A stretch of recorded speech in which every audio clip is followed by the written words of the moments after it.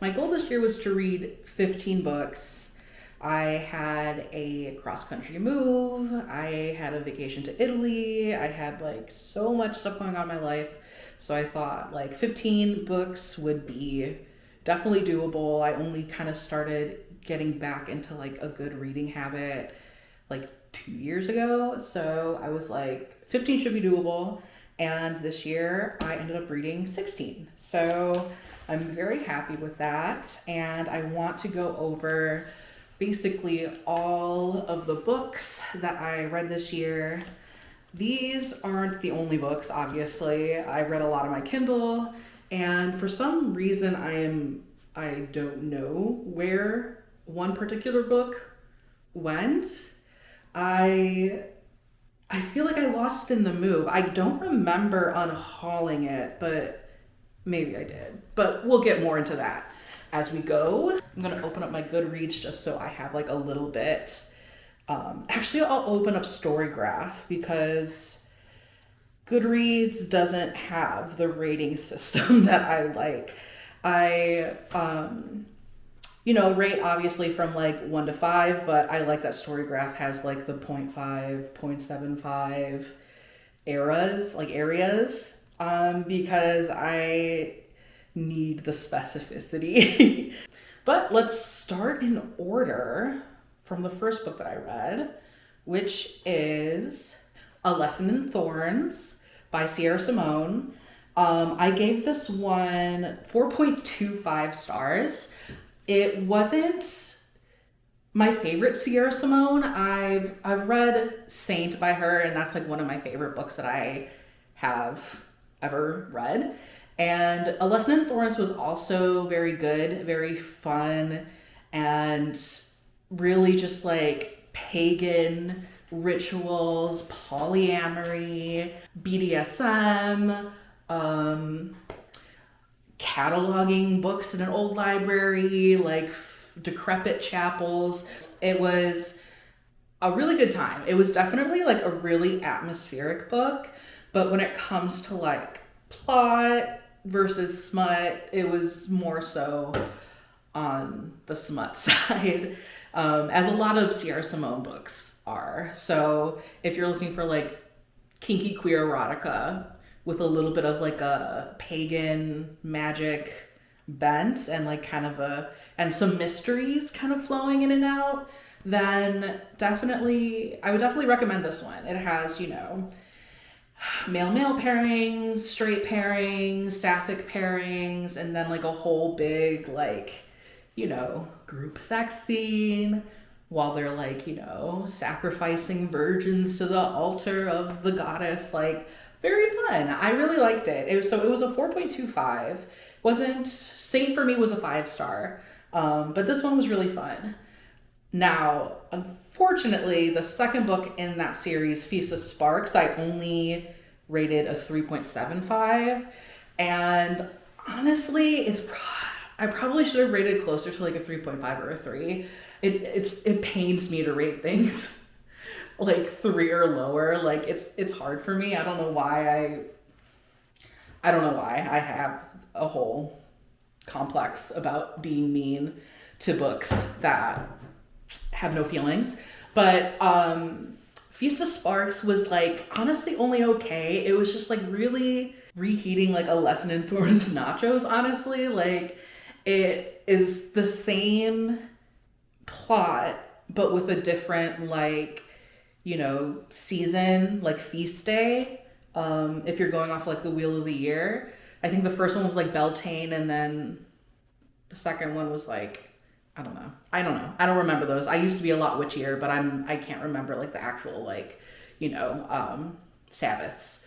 The story kind of like revolved around like the two male love interests and their previous history, and that was really interesting. I think there's a lot of really good yearning and a lot of, if you want, like Sierra Simone writes really good relationships, no matter like the sexual orientation.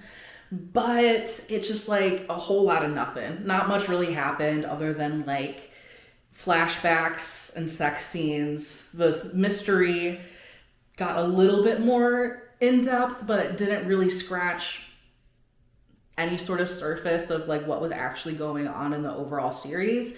And then there was a twist at the end that I just did not like, and I can't say anything because I would spoil. It's like a major spoiler, but it just gave me the ick. It just gave me the ick, so I had to do 3.75.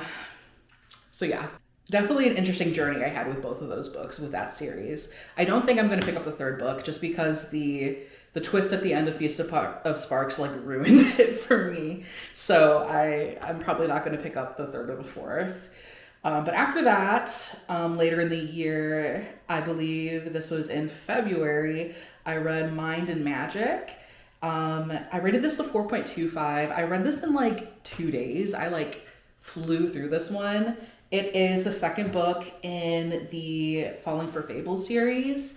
I got the series as a special edition from Fake Crate, but I ended up donating them because they're really cute. They're definitely very like fun, cozy fantasy, but like I was moving and I needed to kind of make room for, you know, putting a lot of books in boxes. And I was like, I'm not going to miss these books like if I get rid of them. Like they were very pretty, but honestly, they're just like fun, cozy fantasies. They're definitely like a palate cleanser type of series.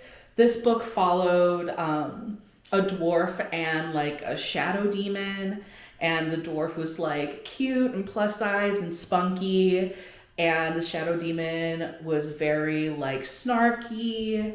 There was a tournament that they had to do. She's cursed and she wants to be free of the mountain where she lives, and there are dragons and mysteries, and it's really fun. It was just like a fun little romp. The romance was very cute. I love a plus size lead, and that's pretty much it. It was cute. I rated that 4.25. I think only because it was a little bit better than the first book, which I rated a 4. And the first book is Forged in Magic, or Forged by Magic, I think. And I read that last year. So finally going into a little bit of a different vibe. At the end of February, I read Mothman Prophecies. I ended up annotating the shit out of this book. Honestly, it's such a fun... This was such a fun time. I had previously listened to like maybe 75% of the audiobook, and I'm just super into the paranormal history. I'm super into high strangeness. I'm super into cryptids. It's my cat, excuse me. I'm super into cryptids, and I think this really is like a seminal work if you're into paranormal history. If you don't know, this story is written by John Keel, who was the reporter and investigator who was kind of like first on the scene in Point Pleasant, West Virginia, around the time that the Mothman sightings were happening. And he teams up with this other journalist, local journalist, woman who has been compiling all these stories, and they kind of go on like a bunch of adventures, like getting people's stories. They have a bunch of like UFO sightings.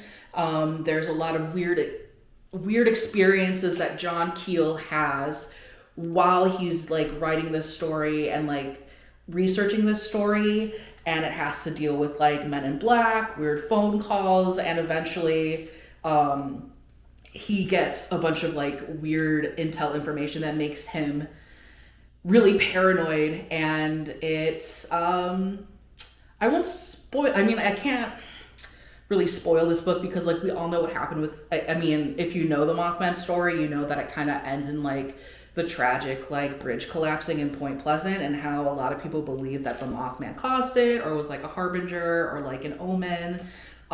Basically, John Keel was getting a lot of weird information from UFO witnesses and weird men in black calls and a lot of like letters and stuff that made him feel like something terrible was going to happen. And what he predicted was absolutely wrong, but what actually happened was terrible. So this is like a weird like mindfuck of a book. I got this version from the 90s off of Thrift Books, I believe. and I loved annotating it. What did I give this? I think I might have just given it just a straight. It's my cat, excuse me. I gave this a 4.5. This is super fun. It was written obviously in the 60s, so there is stuff that hasn't really aged well. Like John Keel loves to talk about like, you know, how attractive every woman that he comes across is.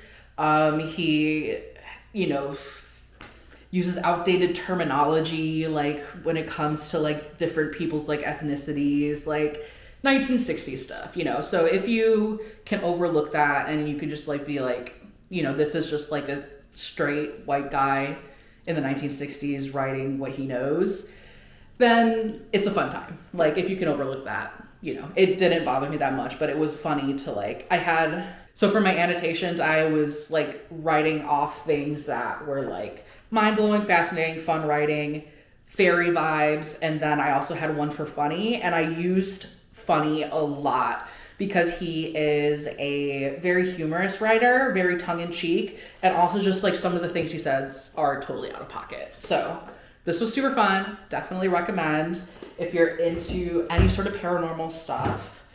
And I had a lot of fun annotating it. I'm so glad that I read it.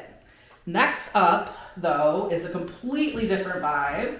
It is Shy Girl by Mia Ballard. I am literally so stoked that I was able to get the indie published version before it disappeared. I'm so happy. The new versions, I'll put maybe like them over here or here. They're cute, but they give like a lot more of like a lit fic vibe, the covers.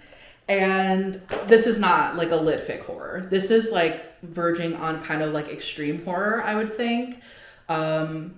It has a lot of like, you know, obviously very strong messages about, you know, female bodily autonomy, misogyny and abuse, female rage, all of that stuff. So I can see why they would want to give it like kind of a lit fic makeover, because that's very, I think, popular right now. But this was just like a bloody adventure. It didn't really hold your hand. I gave this a 4.75, by the way. I was thinking of giving it a 5-star, but like there's just like a little feeling that I get with 5 stars. But this has stuck with me. It is absolutely insane. The character of Gia is very relatable, very, you know, very well written. The Nathan, I think is his name. Terrible guy. So basically, the story is about Gia, who has lost her job. She is broke, and she is looking for some way to get money and to get it quickly. She needs to pay rent. So she ends up going on a sugar baby website and finds this guy named Nathan, and she ends up hitting it off with him, and he gives her a proposition. He propositions her to be his, like, you know, his dog, to have like kind of this pet play BDSM relationship where 8 hours a day she will be his dog. She will not talk. She will be on all fours. She will have a collar and do whatever he says. And unfortunately, it does not work out that way. It turns out to be a lot worse of a situation. She is imprisoned for kind of a long time and just kind of unravels and becomes more animalistic as time goes on. The body horror was absolutely insane. This was so gory, so gross, a lot of really gross out moments in this one. And the ending, the climax and the ending were absolutely epic. So good. I know a lot of people have like some kind of like mixed feelings about the ending, but the gruesomeness of what Gia does at the very end was absolutely wild and really, I don't want to say well done, because that sounds, if you know what I'm talking about, it's going to sound completely unhinged, but I read another book that had similar themes this year that did not do it as well. And I guess I might get into that vibe, hopefully without spoiling things. But this was completely unapologetic. Honestly, just exactly what it said on the tin. It is a revenge story. It is bloody. It is gruesome and kind of girly pop at the same time. So it's just like really fun. I love her writing because it does have this like really feminine, girly kind of vibe, but it's like tinged in blood. I don't know. It's really good. It's really good. I really, really enjoyed this. It was almost a 5-star, but not quite. And then the next book that I read, which was like right after this, I was on a bit of a horror kick. I read When the Wolf Comes Home by Nat Cassidy. So, this book was a 5-star for me. I cried like a baby at the end of this book, and I was not expecting it. This book is kind of like a road trip book. It is about, what is her name? Jess. She is a waitress. She works at kind of like a seedy diner, and then one night she gets pricked in the finger with a dirty needle and immediately goes home, is panicking and fearful, but says, like, I'm just going to go to the hospital and I'll get this checked out and hopefully they can do something for me and I won't have to worry about this. That does not go according to plan because in the middle of the night, she finds this young boy who has run away from home and is fleeing from his abusive father, who is a lot scarier than what Jess actually believes he is. So, this, I don't know exactly how much I want to say. I think this is definitely a good story to come in like kind of blind. It's definitely has so much to talk about abuse, so much to talk about like fear. Like fear in general was the huge, big overarching theme to this book, giving, power to your fear and how that fear becomes manifest the more that you fixate on it. I cried. I did not expect this book to make me cry, but it was really heartbreaking at the end, and all the way through it was just like insanely fast paced. People like kind of, I've seen a couple people describe this as kind of like a 1980s like kind of like horror movie kind of vibe, and that's definitely what I got. It's very like horror movie from the 80s, road trip, like fast pace, being chased and pursued kind of vibe. The transformation sequences were absolutely gnarly. There's crazy body horror, and it's really gory. Really, really fun and gory. I love this one. This was one of my favorites of the year. Absolutely, absolutely amazing. I loved it. So good. 5 stars. I think that probably is I think I rated that as my second favorite book of this year. After that, this is around May, I read Paladin's Grace by T. Kingfisher. I gave this one a 4.5. It is cozy fantasy, but with like a little bit more stakes. It is the story of a paladin whose god has died, and the woman who he ends up wanting to protect, but she doesn't necessarily want to be protected. Like, she is very independent. She is a businesswoman. She is a perfumer by trade, and they have kind of this budding chemistry that turns into kind of like a, proximity-based relationship as they start to solve a mystery together. It is very fun. I love T. Kingfisher. T. Kingfisher is really good at writing humor and keeping things very light in her stories, even in her horror stories. This was super fun. I loved that these were like both like older characters in like their 30s and like early 40s or maybe late 30s. And so they had like histories and baggage, and they weren't perfect, but they still had this attraction to each other, and they still wanted to really help each other and get to know each other. And the mystery was really fun. It was like a fun little romp.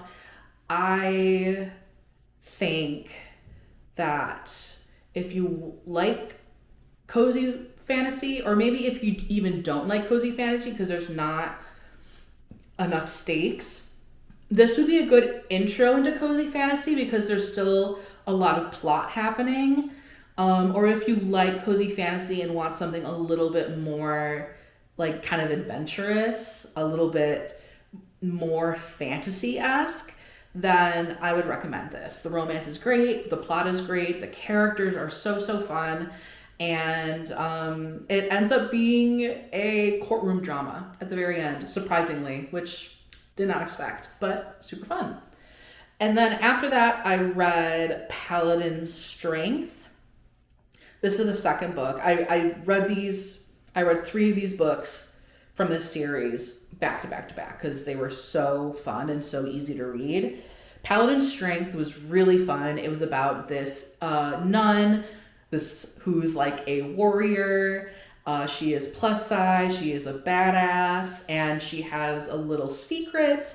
And another paladin that you meet in the first book, who is like this big, gentle giant of a man. And he ends up helping this nun because her sisters from what is the place where nuns live? A nunnery? That's convent. Okay. So her whole convent basically gets kidnapped, and she enlists the help of this paladin and like kind of the band of people that he is traveling with, and they kind of have this, again, like kind of road trippy kind of journey to find out what happened to them and to save them. And there is a little secret with a nun that ended up being pretty cool, pretty badass. I loved this one. I originally gave it a 5-star, but I don't know if that stands because I haven't really thought about it ever since I read it. Once I read it, I was like, okay, that was cute, and I like moved on with my life. If a book sticks with me, then it's going to be a 5-star. So I do think that this book is maybe like a 4.75 looking back. Like, I read this book in May and I've had like a couple months to stew on it. I think it's a 4.75. Really good. I love the plus size representation. I love like just the sexual chemistry between these people. I can't remember what her name is. The female main character, super badass. Loved it. Super fun. And then the next book that I read right after was Paladin's Hope, which is the 3rd book in this series, and it follows Piper and Galen, who I was really excited for their book. Piper is a lich doctor, which is basically what they call like a coroner, like a physician who, does like autopsies and stuff. We see him in the first couple books kind of, helping with like mysteries and murders and stuff. He's very like cute, quirky, kind of like socially awkward twink. And then Galen is also a paladin. We see him in the first couple books. He is, really kind at heart, but he has night terrors. And the problem with these paladins, which I didn't mention, is that since their god was a war god and the god died, they were basically like berserkers when the god was still alive. But now the god has died, they kind of don't have like control over like their berserker traits sometimes. So Galen, with his night terrors, sometimes will attack people in his sleep. So there's a lot of like, this one is like definitely the most angsty of them. This book, there was a lot of angst with Galen feeling like, you know, if he was worthy of romance, and Piper was just really interesting. Just a fun, super fun character. This was interesting because it turned into like a dungeon crawler, and there was a couple parts that were like kind of hard for me to like visualize because there's a lot of like puzzles and stuff. It's kind of hard to explain, but it was not where I thought I was going, but it was really interesting. Fun little mystery, fun little dungeon crawler, and overall a really nice romance. I gave that one also 4.75. And there's Cairo. Okay. Then after this, I saw that Faith Crate was doing, oh my God, Cairo is just making a mess. My cat is making a mess. I saw that Faith Crate was doing these special editions for these books, the Sinner Sideshow series, Circus Creeps and Carnival Creeps. And I went to the Goodreads page and I saw the summary of Circus Creeps. And I was like, this, don't bite me. That was rude. Get down. If you're not going to help me, then why are you here? Anyways, so I read the summary of this book on Goodreads and I said, that sounds absolutely unhinged. I need to read this. This book is about a half succubus, Meg. Her name is Meg. She is a half succubus, and she wants to join Sinner's Sideshow, which is a circus specifically for supernatural creatures and demons. It is run by a shadow demon named Alistair. There are 2 clown incubus twins and a hellhound named Damien, who is a hellhound shifter. It is a reverse harem. It is a monster romance. I originally was interested in seeing what the deal was with this book because the word of warning, the caution, talking about like the triggers and everything that's going on in this book was very interesting in that there was like horror elements, breath play, fear play, knife play, demonic clowns, voyeurism, monster appendages, all this. But then there was also light vor. And I was like, huh? Because you don't see weird kinks like that in a lot of books. This is a dark romance, but it's a dark romance with a ridiculous sense of humor. The whole gist of this book is basically take all of these super silly, cheesy tropes from dark romance and monster romance books and take like a badass, like spunky, bratty female main character and then have her be pursued by a ton of different dommy monster dudes, and it's set in a world that is like sex world. Like there's eroticas that are like, there are some erotica books that are steeped in like realism. Like maybe they're, you know, like the setting is around like a kink nightclub, or it's, you know, like with the Thorn Chapel series, it's just like the circumstances of all of these people living together leads to a lot of like BDSM, kinky sex.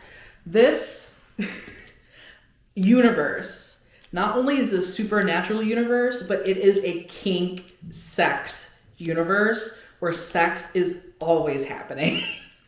It is so ridiculous, so over the top, so much fun. I did not expect to love these two books as much as I did. I was having an amazing time. And I originally read these on Kindle Unlimited because I was like, let me give these a shot. If I like them, then I'll pull the plug and I'll get the special edition. Well, I fucking love them. And I was like, yeah, I need to get the special edition of these books. The first book is really fun. It is like a good introduction to all of these characters, and there's a lot of really fun smut. The second book is even better because it's one of those situations where, like, you know how like porn books or like porn stories, like you can tell that the author just the story just kind of runs away with them, and they start getting into like the world building and the lore of all of these like really ridiculous scenarios. There was so much lore about these supernatural creatures, about hell, about succubuses. Her mom shows up. They're the four horsemen of the apocalypse. They get even deeper into like the mating rituals and like fated mates and having sex with monsters. It gets insane. And then there's a final battle in a kink book. It's super fun. Honestly, I love these books. If you want like circus shenanigans, which is what I was feeling because I love clown shit. I love circus shit. So fun. I don't think I'll ever find another circusy dark romance erotica book that is as fun as this. I feel like I found the peak, and it's these guys. I rated both of these 4 stars. They're probably technically more of like a 4.5, honestly, because I just am obsessed with them. But just like, I don't know. It's just the genre is so silly that it's hard for me to take serious, but it genuinely was really good and really fun. So it's a 4, but maybe it's a 4.5. So I read Circus Creeps and then Carnival Creeps right after. And then I stopped reading for a while. For like the whole summer, I did not read one book because I was busy moving. But in October, I ended up getting back into reading, and I read A Game in Yellow by Haley Piper. This one I only gave a 3.5. I was primed to love this book. It is a book about a sapphic couple who are into BDSM, but the main character, Carmen, has... obviously she's depressed, and she is trying to kind of like fill that void with like riskier and riskier forms of BDSM and like edge play. And when her girlfriend enlists the help of another woman that she finds at like in like a dungeon, I think. Sorry. The backstory is interesting. So she enlists the help of this woman named Smoke, and Smoke has a copy of a couple pages of the play called A King in Yellow, which the whole backstory of this play is that if you read it, you will go mad. But if you only read like a couple sentences or a couple pages and you stop yourself, you get this rush of survivor's euphoria, and it can make you super high and super horny. And Carmen tries this and of course becomes like addicted to it. This book, the concept was so good. It was so interesting, but the problem is the characters. Like, nobody really was likable. And it was just kind of a hard read because you're like watching this woman like succumb to addiction, and it's not even that like it's a sad or like disturbing story. It's like, it's just so hard to root for her because like she just doesn't want any help. She like stews in her own like sadness and self-loathing and lets it ruin her relationship. That being said, the ending is so cool. It was a really good ending. I am happy that I read this. I do think I might try to read more from this author because the concept was so up my alley. Like BDSM, kink, sapphic, a king in yellow. This was like very cosmic horror, very interesting. So yeah, I definitely, if those things like sound up your alley, I definitely recommend it. The she read There were parts of the book where she read the play, and those were kind of, I don't know, like I can tell that Haley Piper did a lot of research into like what the actual play, like the lore and the world building behind like the play, but it just kind of wasn't that interesting. So it's, you know, it had its pluses and its minuses. That was a 3.5 for me. And then after that, I read something completely different. I read The Night and the Moth by Rachel Gillig. I gave this a 5-star. I honestly loved these like gothic fantasy vibes and atmosphere. I know this book is a little bit contentious because a lot of people are like this, there's not enough world building and it seems very shallow, and then there's some people who like don't like the romance. I can see all that. But at the end of the day, I had so much fun with this. I'm really picky with like my romantasy. It's hard for me to get down with romantasy a lot of the time because it's always like kind of super alpha dudes and I don't know, like virginal women. Like, I don't know. It's weird. Sometimes the vibes are a little off for me, but this was really fun. The two main characters, the two love interests, well, you know, the relationship between them was very fun. It definitely wasn't like the enemies to lovers kind of vibe that they were trying to make it out to be. But there was fun sexual tension. There was fun chemistry. I loved the world building. I thought it was really interesting. It's like, you know, it's not like an epic fantasy. I don't think it's trying to be. It's kind of just a dark fantasy fairy tale that has a lot of just like kind of gothic atmosphere. And it's fun. Bartholomew the Gargoyle is amazing. Yeah. I just don't know what else to say. It's a 5-star because I had so much fun with it. It wasn't like a groundbreaking like romantasy or anything, but the writing was really good. The writing was really pretty. They end up going on like kind of a journey, and they have to fight these like kind of like godlike beings. And to me, it felt like a video game. It felt like a Dark Souls like video game where they go and they fight like these Dark Souls-esque like dark gothic like gods, like final bosses basically. It's fun. I had a lot of fun. And that's that. Next, I read You Weren't Meant to Be Human by Andrew, here you go, you can see it. Andrew Joseph White. This was the first book that I read from him. I always was a little hesitant to read his stuff, mostly because they are YA, and YA just doesn't really do it for me anymore. But this book was interesting. This book is about Crane. He is a trans man living in West Virginia who comes across this, well, it's not comes across, he is called to serve this cult of a mass of worms and bugs. It's like sentient worms and bugs that speak in his head, and basically these swarms, these hives, like collect traumatized people to like do their bidding basically.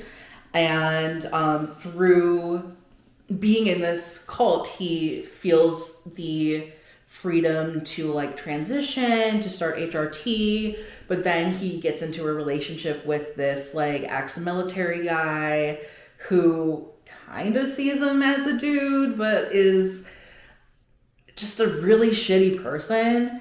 And then the whole crux of this story is that Crane gets pregnant and wants to obviously not be pregnant because it gives him a lot of dysphoria. But the worms tell him that he needs to give birth to this baby because the baby belongs to the hive. And so this whole book is him going through this pregnancy. It is a trans body horror like no other. It is gruesome. It is depressing. It is a rough read. There's a lot of abuse. There's a lot of violence.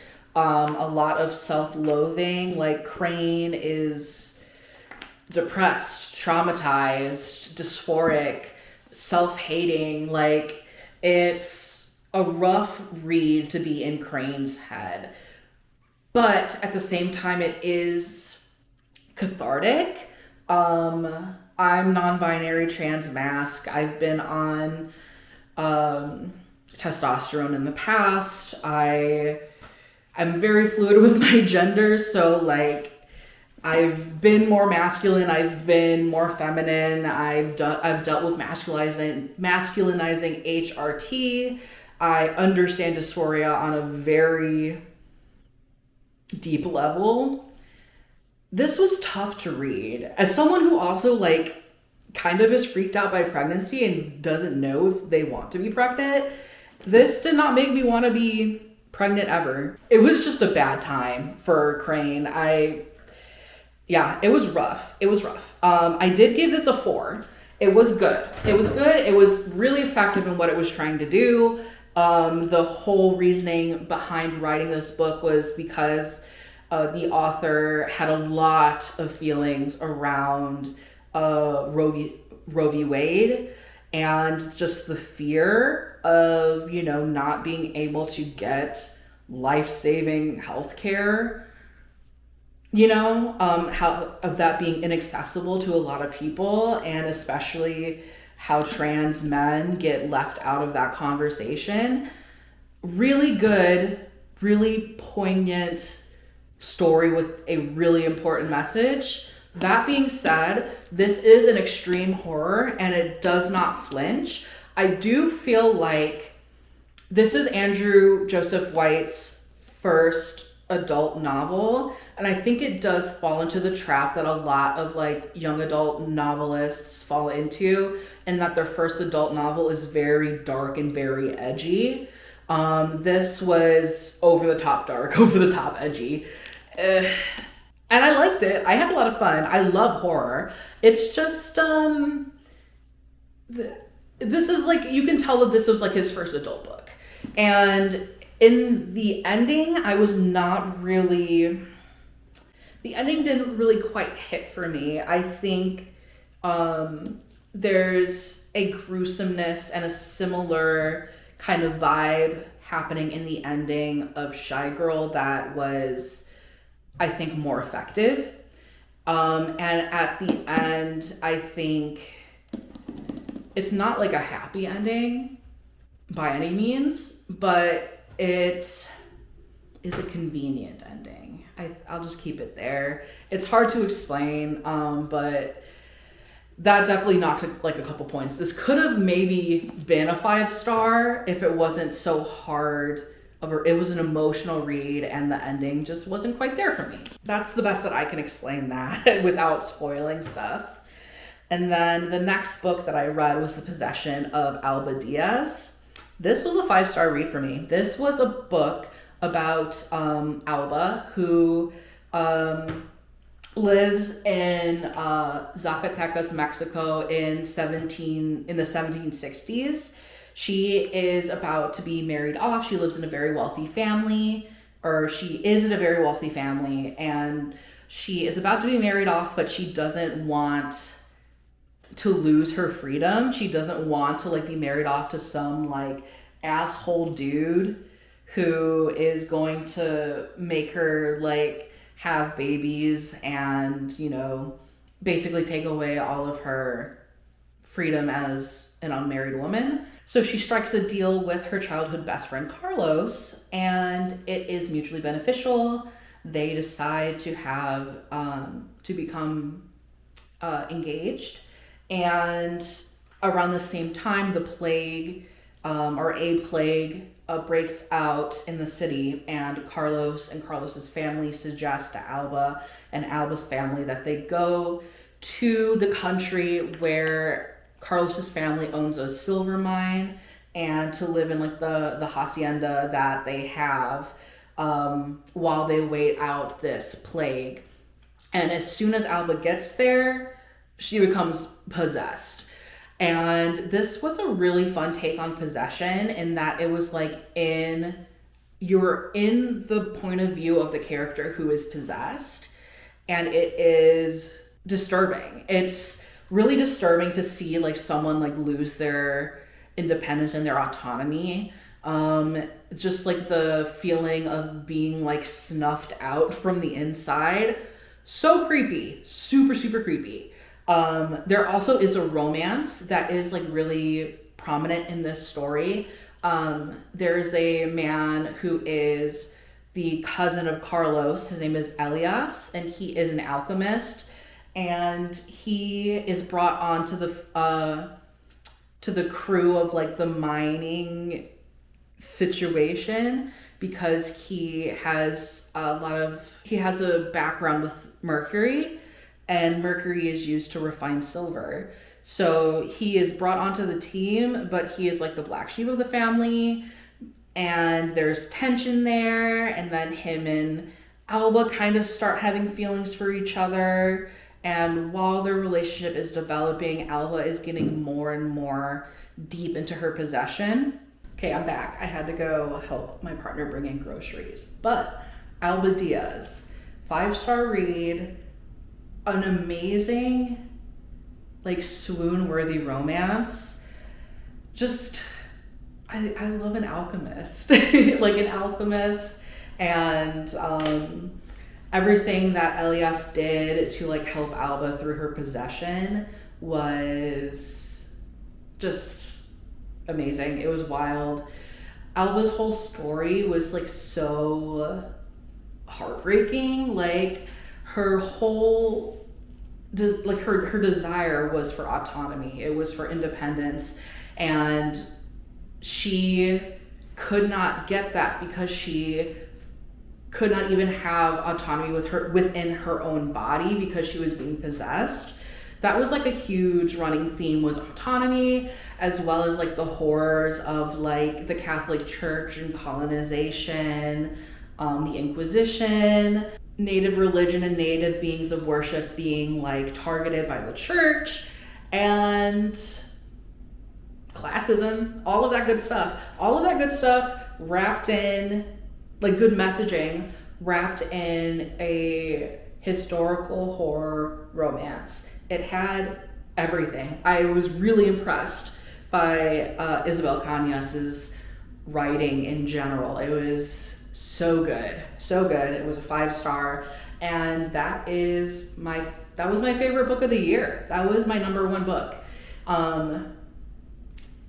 Yeah, I just definitely recommend it. If you like romance, it's a good intro into horror. If you like horror, it's a good intro into romance. If you like either of those genres, it's a good intro into historical.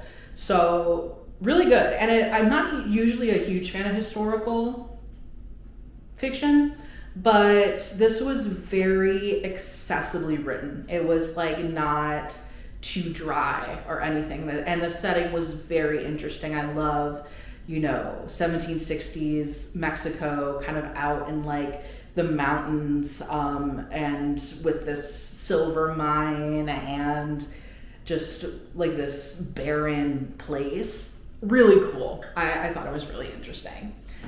And then the last book that I read this year, there is still like a couple weeks left in this year, so there's a chance I might try to read The Starving Saints. But it's more likely that that's going to like roll over into the next year. So as of right now, this is the last book of the year. And this is The Fae Queen's Captive by Sierra Simone. So this is the third Sierra Simone that I read this year, and this was definitely my favorite out of all of the Sierra Simones that I read. This was a 4.5 star.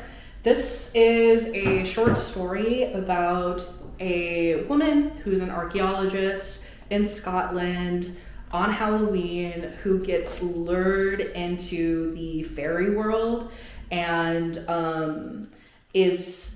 do I explain it?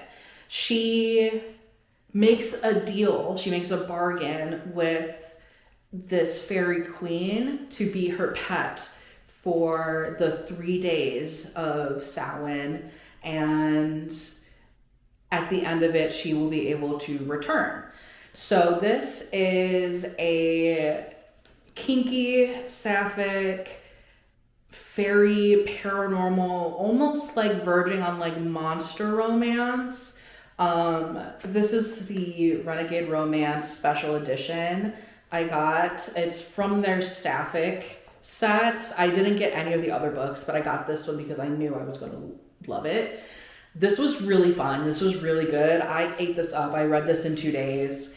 It is well paced for being a short story. It's like an insta love, kind of insta lust situation with the two main characters, but it makes sense with the story because the whole concept behind this story is our main character, Janeth, feeling like she is too much for the real world. She's too much for her friends, for her lovers. She is insatiable. She has this hunger for sex, for food, for experiences. But when she goes into the fairy world, she feels like she's met her match with this queen and with this world that is already so hedonistic and so over the top. So she feels like she's found her place, and the sex is really good. It's really hot. The chemistry between the two characters is just so palpable. And the little bits of world building and lore and like the descriptions that Sierra Simone does have of like the fairy world was gorgeous, was really cool. Like, I wish Sierra Simone did more fantasy stuff after reading this. Like, I really loved it. I really loved the world and her take on kind of fairy mythology. This was super fun. There's a couple twists, here and there. Like, there's some stakes. Like, it's not just all porn without plot. It is a beautiful, erotic short story that I gave a 4.5. I thought this was super fun. This was better than the Thornchapel series. Not as good as Saint, but that is just like an amazing novel, and this is an amazing short story. So it's a 4.5. So yes, that is everything that I read this year. It was a pretty good reading year for me, aside from the big chunk in the middle of the year that I did not read whatsoever because I was moving, and then I had like an international vacation, and I moved from Illinois to California. It was a whole fucking thing. So, but I really enjoyed the books that I read. I was very pleased by the genres that I dipped into. Like, I feel like I read some really good horror. I found a romantasy that worked well for me. I found a fantasy romance series that was like laugh out loud funny. And some fun smutty books I thought were really good. So yeah, I'm hoping to read maybe like 20 books next year. I'm trying not to like overshoot or anything. But I do have some pretty big plans. I'm doing I'm following a Monster Romance reading challenge. It's like a monthly reading challenge for 2026. So I'm going to be reading at least one Monster Romance a month. And I have my reading journal that I like to keep up with. So I'm hopefully going to stay more consistent with reading this year than I was this past year. So yeah, that's everything that I wanted to talk about with you. I hope you enjoyed. Be sure to like, comment, and subscribe if you're interested in hearing more of my thoughts about books. I read a lot of horror. I read fantasy romance, fantasy, queer fantasy, queer fantasy romance, queer horror, all of that fun stuff, and paranormal stuff. So if you're into that, then be sure to follow me. And I will see you guys the next time I decide to film. So yeah.